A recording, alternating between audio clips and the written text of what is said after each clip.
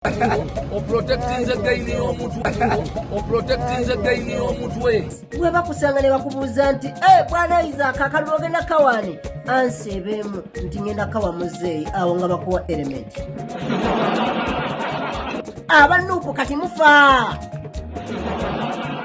Kati ono bamubuuzizza nti owaaye otambuza binyeebwa nti naye olumu olinnya booda nti akalulu ogenda kawani nti muzeeyi nti kwata elementi. Kati okimanyi omuvubuka ono singa talimbibwalimbibwa bannuupu n'asigala nga awagira muzeeyi oluvannyuma lw'emyaka 5 yandifuna amayembe ga pikipiki. Okimanyi kati newaddamu ne wayitayo emyaka emirala 5 bandimuwa omupiira gwa piki. Okitegeera? You see the level of understand. Jengezako okubalaga. Kati omuvubuka ono bw'atava ku mulamwa n'abeera nga ali ku mulamwa. Olaba wayita emyaka 5 emirala ne bamwongera indikeeta. Eza piki. Singa nze mbadde nga nze bo sandiremezaamu nnyo. Omutima gwange gwandibadde guŋŋamba n'esooka zijjawo eyo ego kuba kati nze kyendaba ekiri mu kutawaanya Bebe Cool bambi musajja wattu kiri eki ego kansinga katya nange nina okukolayo eno ekimunyeenya so nga ate ne weyandibadde ali wali nga talemezaamu nnyo nga talemezaamu nnyo nga byali mukulaga mukulemezaamu cause nejagenda ku stage abantu basigala erinnya lyatayagala boogere repraising asangira kyeboogera ku muntu asembayo ne omuntu asookerwako omusajja kola wagenze mbale omwana nakulabise mbalayo yo mwana awagira mu mwana wa ghetto ye gwamanyi goto mukaka wagira gute yagala bwana era yava mu ghetto ate gwa mukuzi otyambo ogenda wagira yamanyi gwa osobola kyusa muntu musayi kati omuntu omwana omutadda omumwadde element kati element egenda mu mwana ina kagundi ka chapatero kalaba twali yongeddemu capital wandi mwongedde okolo bane mufuna yomutera wasigira chapatize sebo kati omwadde element omuyise wa boda kali wa boda ogenda muwachi kati ekisanje kiriddako mugenda muwachi mugenda muwa mupiira Bebe Cool musajja mwe bannaye kati waitukira ku tube y'omupiira ndowooza yafadda bambi. You are watching the Answer Channel,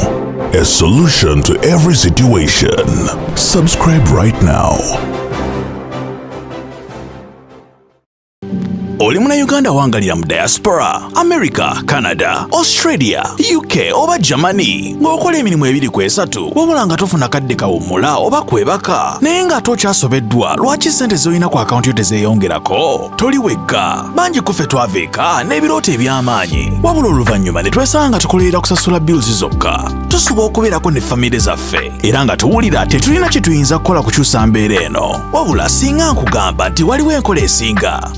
esinga eya franchise digital business ebaddewo okumala emyaka 5 mugumu mu nsi yonna esobola okuyamba okukolera ewantu wonna kasita obeera ne laptop oba essimu ssaako ne wifi nga okola n'omulimu gwo ate ekirungi nga teweetaaga bukugu bwonna bwa tekinologiya ng'ezimbiddwa okuyamba abajja ku kyeyo nga ffe okwekolera ensimbi esasula obudde bwo wamu n'ebyo by'osobwa tukutendeka ne tukuwabula ne ku buli mutendera ng'oyambibwako abantu ab'enjawulo abategeera gy'ova tetusuubiza mpewo wabula yeno sisitimu gy'osobola okutandika okuyiga leero bw'oba okoye okukola essaawa ennyingi nga teri kuwummula nga te tulina kyolaga kizivaamu nyiga mu linki eyo wansi okumanya ebisingawo okuba ku simu ya Gerard Seguya oba gwe mumanyi nga kakalaamu The Answer ku +1647 821 8189 oba kyalina omutimbagano www.g-viepena.com. Okay,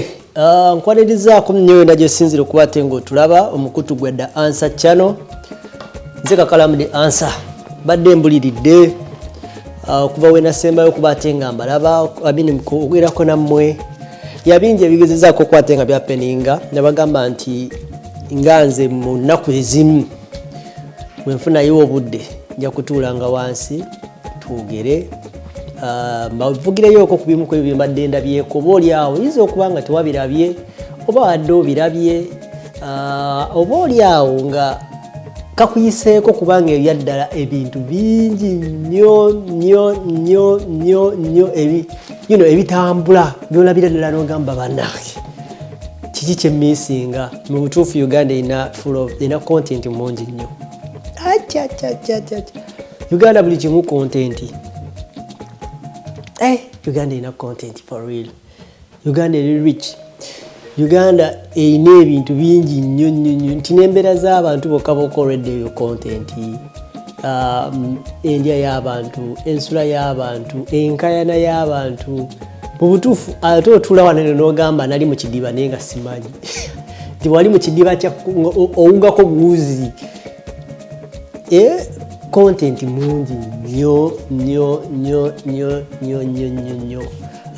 Ensi yaffe Katonda yagiwa ebintu bingi nnyo. Oba oli awo tuyinza okuba nga ebimu tubikola mu butamanya, oluusi bitutuukako ne tufuuka ekisekererwa nga si kye kyandibadde ekigendererwa kyaffe, naye nga kansibe nti bitambula bulungi nnyo. Njagala okubuuzaako ku baganda baffe abali mu ggwanga lyattu erya Uganda, ne mbuuza ku baganda baffe bempangala nabo wano mu Kamuli mu Canada, abawangala nange wano mu Toronto, bensisinkana by the way, abamu mbasisinkanako mu bifo ebimu, abamu ne twesanga mu means eza transports ezimu, abamu ne twesanga ku street, abamu ne twesanga ku mirimu. Mwenna mbabuuzizaako nnyo baganda bange abankubirako, ababeera awo nga mutwebuuzaako. Omanyi n'ekintu ekimu kyetunuulira naddala mu zino ensi,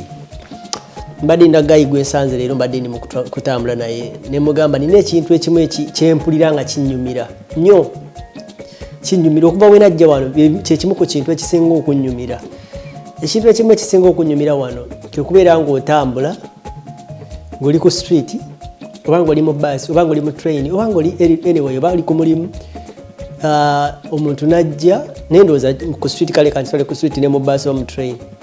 omuntu najja nga muddugavu nga tomwemanyi.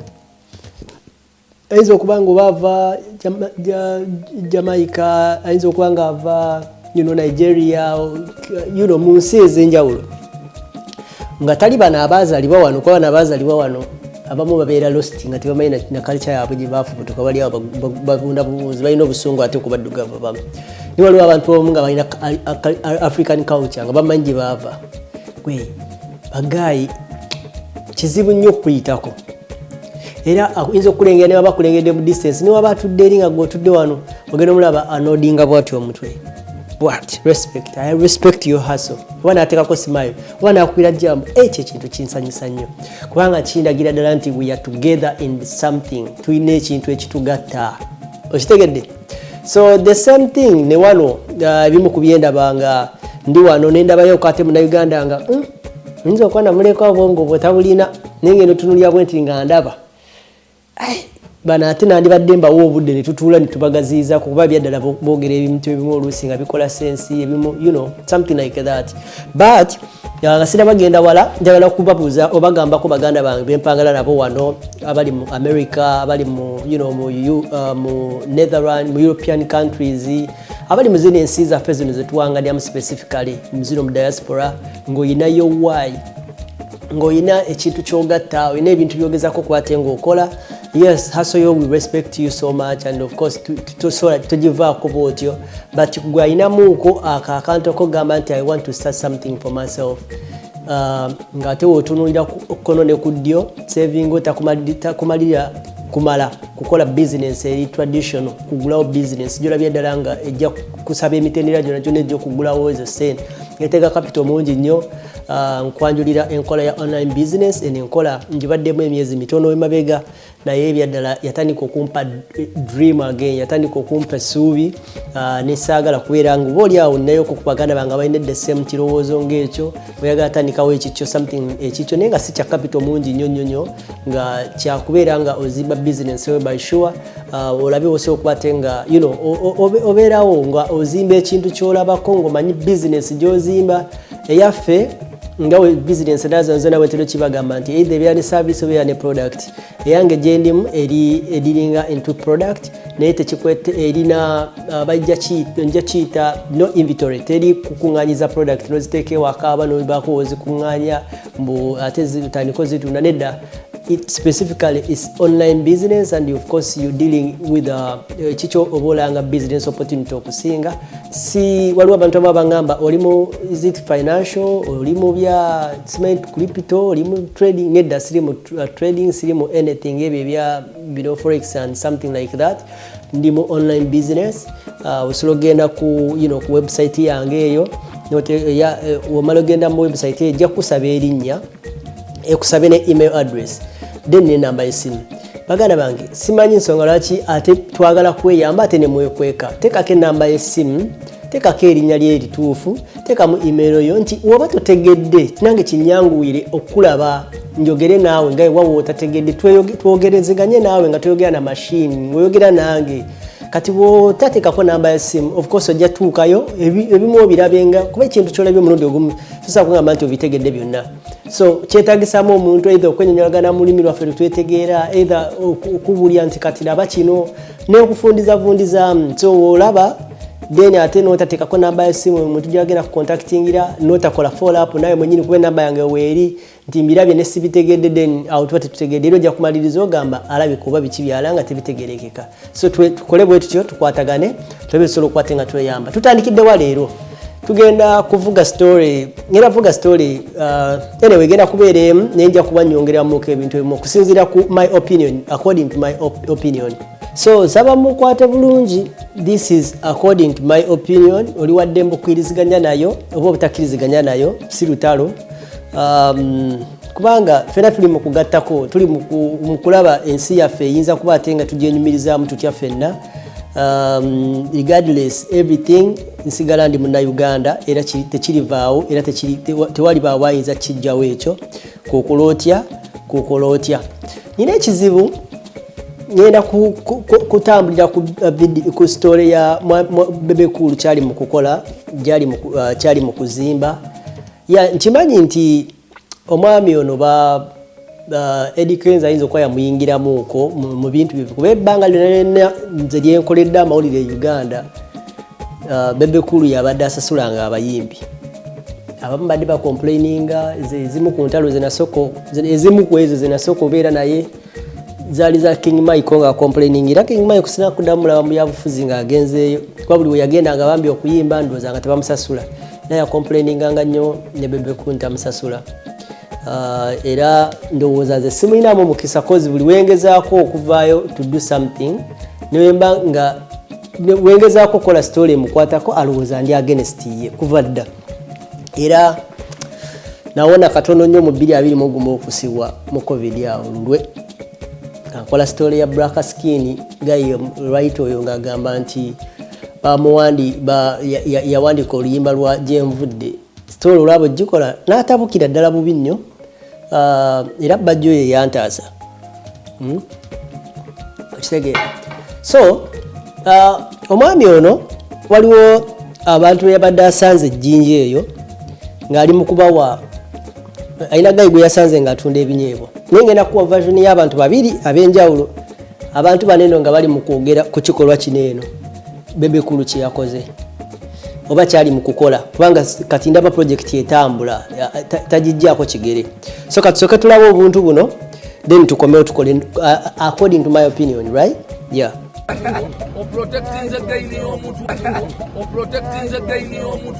omusajja omukulu omwana mukifo ky'okumubako ky'omwongerera mu business ye mbwa protecting the gain y'omutwe togamba chapati azitundira ku boda Bebe Cool muswaza mwana Bebe Cool olikindaawa bino birasikalati muswaza kola wagenze embale omwana n'akulabisa embalayo yo mwana awagira mu mwana wa ghetto ye gwamanyi gwe tomukaka wagira gwe yagala bwana era yava mu ghetto ate gwe omubuuzi otyamba ogenda wagira ndi amanyi gwa osobola kyusa muntu musaayi kati omwana omutaddeawo mumuwadde element kati element egenda mwana alina kagundi ka chapati era okalaba tewaliyongeddemu kapito wandimwongedde okukola oba ne mufunayo mumuteera wasiigira chapati ze sebo kakate kati omuwadde element omuyise wa boda kati wa boda ogenda muwaaki kati ekisanja ekiriddako mugenda muwaaki mugenda muwa mupiira Bebe Cool musajja mmwe bannaye kati waitukira ku tyubu y'omupiira ndowooza nga yafadda bambi nga ne baketi yali atundiramu capati yayabika kati omupromota element nogamba gwe Bebe Cool na Gravity abanaamwe mubawa element basomera mu element oba bawaayo element ku ssomero ne bawayogeddemu omwana Capital mu kalimu ke n'akola ageyinize mutwe protectinze omutwe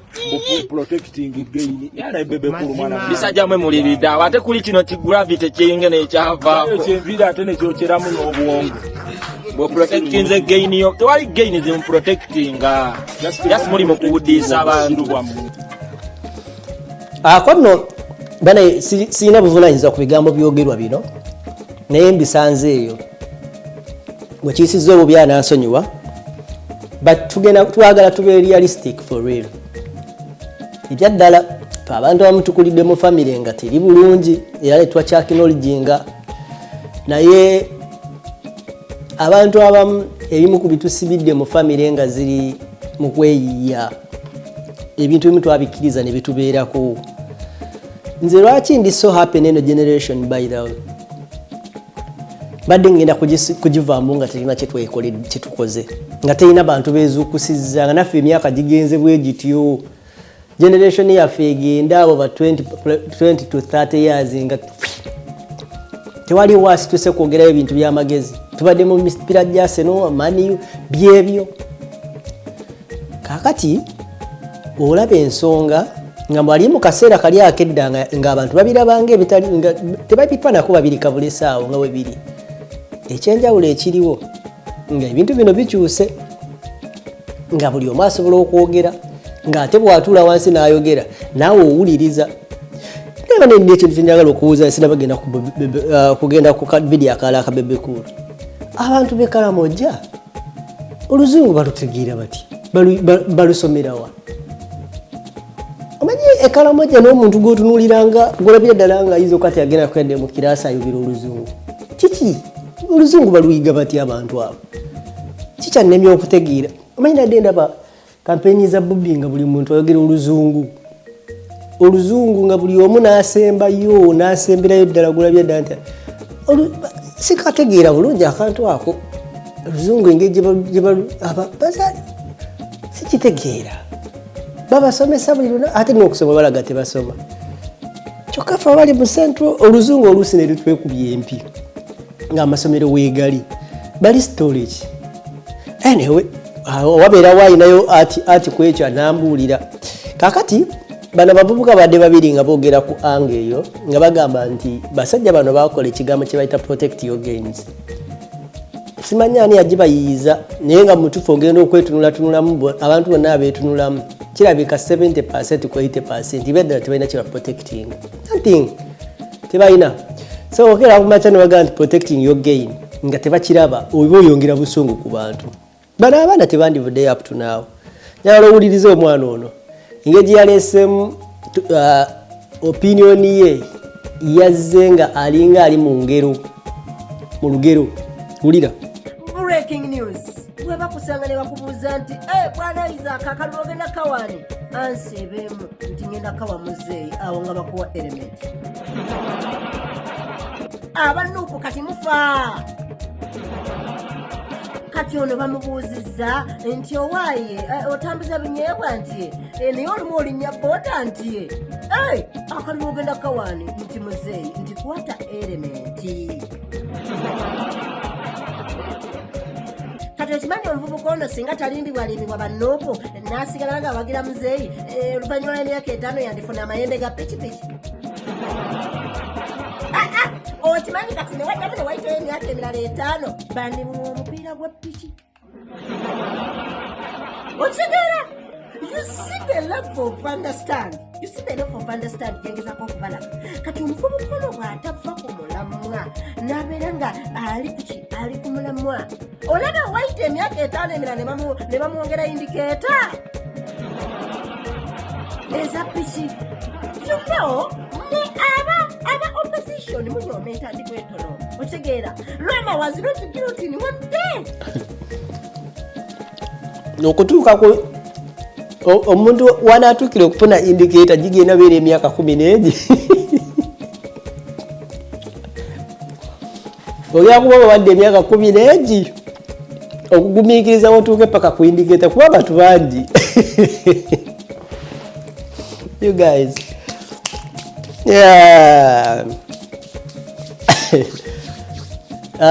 Nze, according to my opinion, nja kwogerako ne muganda waffe Bebe Cool, njogereko ne Dr. Jose Chameleone. Basajja bayimbi bange nnyo by the way. Nze Chameleone muyimbi wange. Ne Bebe Cool siminaako buzibu. Naye nze singa mbadde nze nga nze bo ababiri abo. Singa nze mbadde nga nze bo. Sandiremezaamu nnyo. Omutima gwange gwandibadde gungamba n'ensooka zijjawo eyo ego kuba kati nze kyendaba ekiri mu kutawaanya Bebe Cool bambi musajja wattu kiri eki ego kansinga katya nange nina okukolayo keeno ekimunyeenya so nga ate ne weyandibadde ali wali nga talemezaamu nnyo nga talemezaamu nnyo nga byali mu kulaga mu kulemezaamu cause nejagenda ku stage abantu basigala erinnya lyatayagala boogere repraising asanga era kyeboogera ku muntu asembayo n'omuntu asookerwako newaanagenda esoloti newaanagenda wa ajasangayo abantu bamudisappointing nga bayita erinnya lyatayagala wulira kuba yetayagala liwulira ayagala wulira buwuliza kigambo kimuzeeyi which is okay ku side ye naye ono gwalwana naye ebyaddala nze singa mbadde bo naye kirungi era siri bo bayinza okugatwala bayinza obutagatwala singa siremezaamu nnyo kubanga ono ne waabanga yali mu ntebe kyangu nnyo era okusembera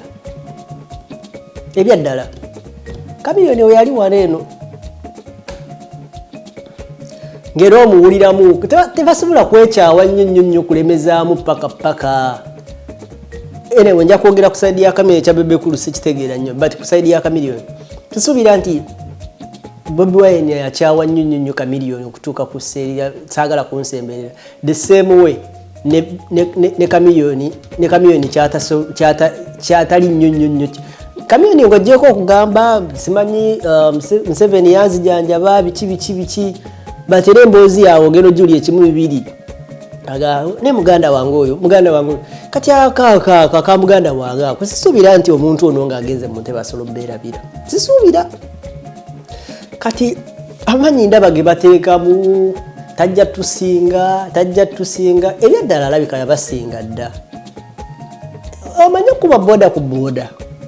kapula bwonge eyo sebo omuntu otuukayo nga alabika Chameleone yalabika gyali yeye Chameleone gyali naye abantu batono nnyo abasobola okutuuka ekapula bonge eyo my friend okukakasa omulango n'omukyoli eyo omukakasa ssebo erinnya ly'okuyitamu omukakasa oba okoze omusajja n'oba toyagala muwulira osanga omuwulidde Museveni baba tayagala mulaba abaali awo nga bamuleetedde abantu baba bajjawa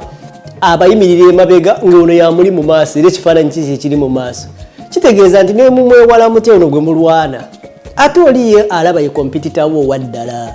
kubanga ye alina n'obudde obwekubya naye ekifaananyi ng'ebwekubya ekifaananyi n'abantu abambadde t-shirt ze ng'alabira ddala eyo wiini omuntu mwennyini owaddala tamnaba mumufuna naye bano bokka basanze bekapula bongo baba balimba biki laba bamutuuza mu maaso alabira ddala ng'eyo wiini ye nga ye gwe mulwana naye oyo gwe munafuya oyo gwe muwaga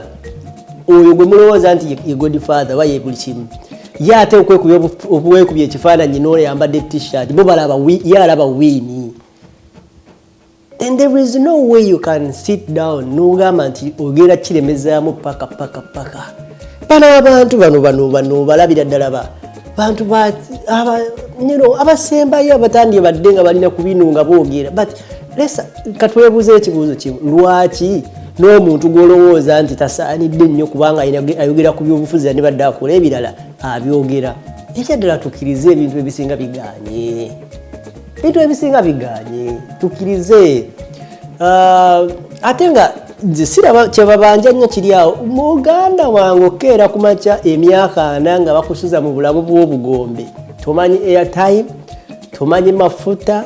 tomanyi mmere gy'ogenda kulya bagigula obulamu bwo bwona okera bukezi kumakya kuyoyootera abantu oba tolina kyobanja n'owobeera olabye ddala ng'omuntu bamuwadde ekimala nze Museveni ndaba bamuwadde ekimala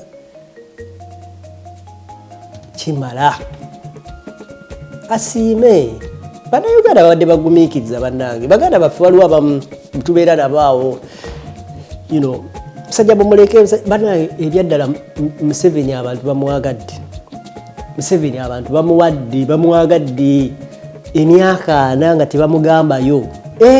boyi ekyo kintu kyangu si kyangu myaka 4 ng'okeera ku makya gwe buli kimu atalina kyabanja just alina ku appreciatinga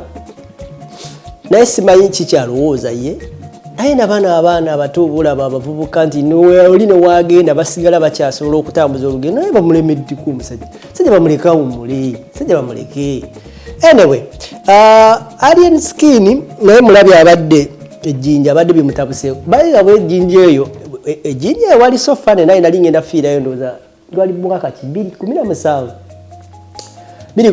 Fikpa Mike awo yakubira ennyo waliwo gayi yategeka ekivulu ejjinja SS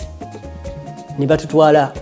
n'abamawulire okugendayo Fikpa Mike nga buli kaseera bamukubira essimu abateeka bannange entuuka ndi wano eno simayo kujjinja ku lutindo ne wayitawo eddakiika iri lyali essomero Fikpa Mike agenda otuuka saa 2 ez'ekiro baatukuba amayinja muganda wange bino bye twetalaatala ku stage abaana b'ejjinja eyo babala amayinja bagajjayo baana bakuba amayinja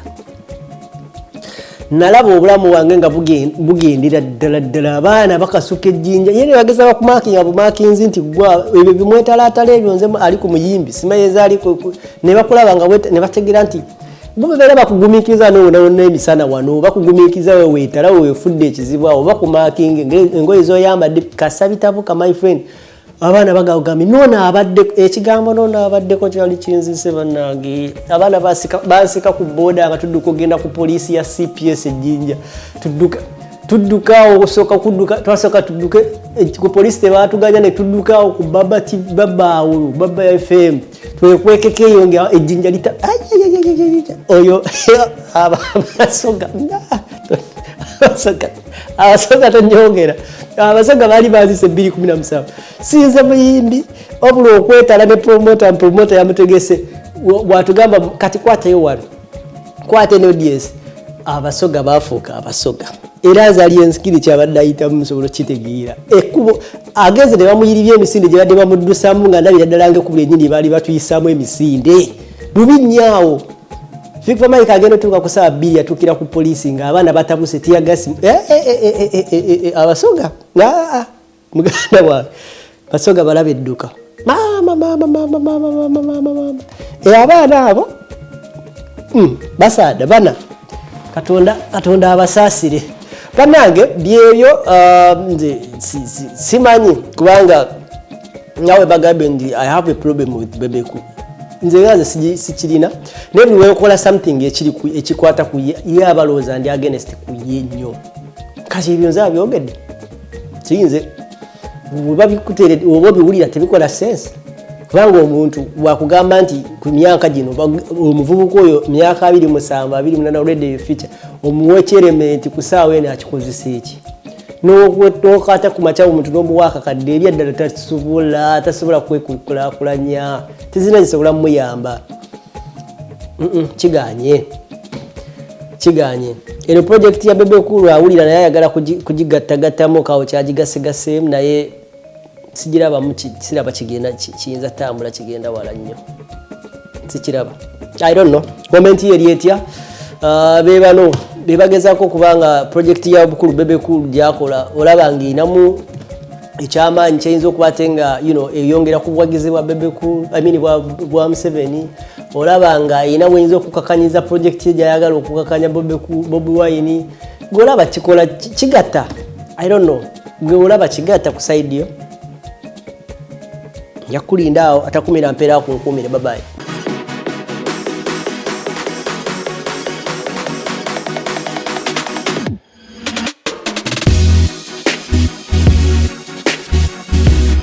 The Answer Channel, a solution to every situation.